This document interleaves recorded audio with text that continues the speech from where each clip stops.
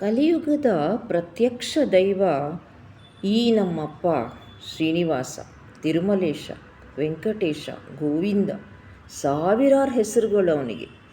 ನಮ್ಮನ್ನು ಇಷ್ಟು ಚೆನ್ನಾಗಿ ವ್ಯವಸ್ಥಿತವಾಗಿ ತಿರುಮಲಕ್ಕೆ ಹೋಗಿ ದೇವರನ್ನು ತೋರಿಸೋದ್ರ ಹಿಂದೆ ಸಾವಿರಾರು ಜನದ ಕೈವಾಡ ಇದೆ. ಫಸ್ಟ್ ಆಫ್ ಆಲ್ ಇದನ್ನು ಪೂಜೆ ಮಾಡ್ತಾರಲ್ಲ ಅರ್ಚಕರು, ಅವ್ರ ವಂಶ 4 ವಂಶ. ಆ 4 ವಂಶದ ಅವರ ಜನ್ರೇಷನ್ ಮಕ್ಕಳೇ ಬರ್ತಾ ಇದ್ದಾರೆ. ಅಂದರೆ ಈಗ ಹೆಚ್ಚು ಕಡಿಮೆ 37ನೇ ವಂಶ ನಡೀತಾ ಇದೆ. ಅಂದರೆ ಒಂದು ವಂಶದ 37ನೇ ಜನ್ರೇಷನ್ ನಡೀತಾ ಇದೆ. ಈ ಸ್ವಾಮಿನ ಮುಟ್ಟಿ ಪೂಜೆ ಮಾಡೋದು ಅಂತ ಹೇಳಿದ್ರೆ ಅದೆಷ್ಟು ಜನ್ಮದ ತಪಸ್ಸಿನ ಫಲವೋ ಅಂತಲೇ ಹೇಳ್ಬೋದು. ಇನ್ನು ನೆಕ್ಸ್ಟು ತೋಮಾಲೆ ಹೂವು.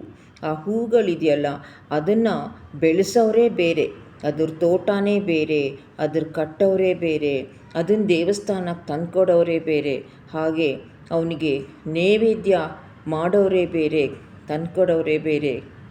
ಹೀಗೆ ಈ ಶ್ರೀನಿವಾಸನ ತಿರುಮಲದಲ್ಲಿ ಎಷ್ಟೋ ವಂಶಸ್ಥರು ಹಾಗಾಗಿ ಫ್ಯಾಮಿಲಿ ಜನ್ರೇಷನ್ ಟು ಜನ್ರೇಷನ್ ಇಲ್ಲಿ ದೇವರ ಸೇವೆಗೆ ಅವರು ಮುಡಿಪಾಗಿ ಬಿಟ್ಕೊಂಡ್ಬಿಟ್ಟಿದ್ದಾರೆ. ಅವರೇ ಅವ್ರ ಕುಟುಂಬನೇ.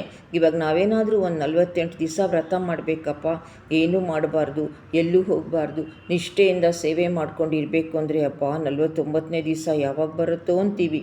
ಆದರೆ ಈ ವಂಶದವರೆಲ್ಲ ಇದಕ್ಕೋಸ್ಕರನೇ ಸ್ವಾಮಿ ಸೇವೆಗೆ ಅವರು ನಿರತರಾಗಿಬಿಟ್ಟಿದ್ದಾರೆ ಅಂತ ಹೇಳಿದ್ರೆ ಆಶ್ಚರ್ಯ ಏನೂ ಇಲ್ಲ. ಯಾಕಂದರೆ ಆ ದೇವರೇ ಹಾಗೆ ತಮ್ಮ ಜೀವನನೇ ಧನ್ಯ ಅಂತ ಅಂದ್ಕೊಂಬಿಡೋರು.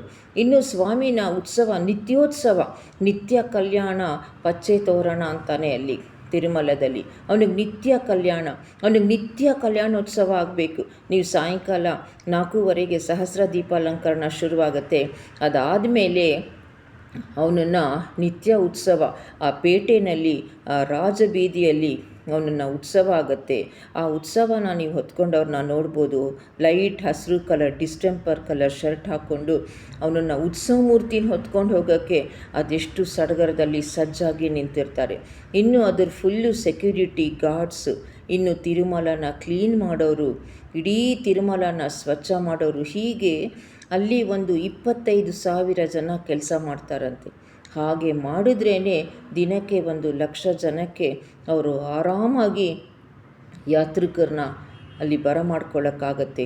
ಅನ್ನದಾನ ಅದೆಲ್ಲ ಪ್ರತಿಯೊಂದಕ್ಕೂ ಒಂದೊಂದು ಸಣ್ಣ ಒಂದು ಪಿನ್ ಪಾಯಿಂಟ್ಗೂ ಒಂದೊಂದು ಜನ ಇದ್ದಾರೆ. ಹೀಗೆ ಶ್ರೀನಿವಾಸನ ಸೇವೆಗೇ ಜನ್ರೇಷನ್ ಟು ಜನ್ರೇಷನ್ ಒಂದು 15-20 ಫ್ಯಾಮಿಲಿಗಳು ಮುಡಿಪಾಗಿದ್ಬಿಟ್ಟಿದ್ದಾರೆ. ಇನ್ನೂ ಜಾಸ್ತಿನೇ, ಆದರೆ ಮಿನಿಮಮ್ ಒಂದು ಆ್ಯಕ್ಚುಲಿ ಹೇಳಬೇಕು ಅಂತ ಹೇಳಿದ್ರೆ ಅವ್ರ ಮಕ್ಕಳು ಯಾರ್ಯಾರಿಗೆ ಯಾವ್ಯಾವ ಕೆಲಸ ಆಗುತ್ತೋ ಅದೆಲ್ಲ ಮಾಡ್ತಾರೆ ಸ್ವಾಮಿ ಸೇವೆಗೆ.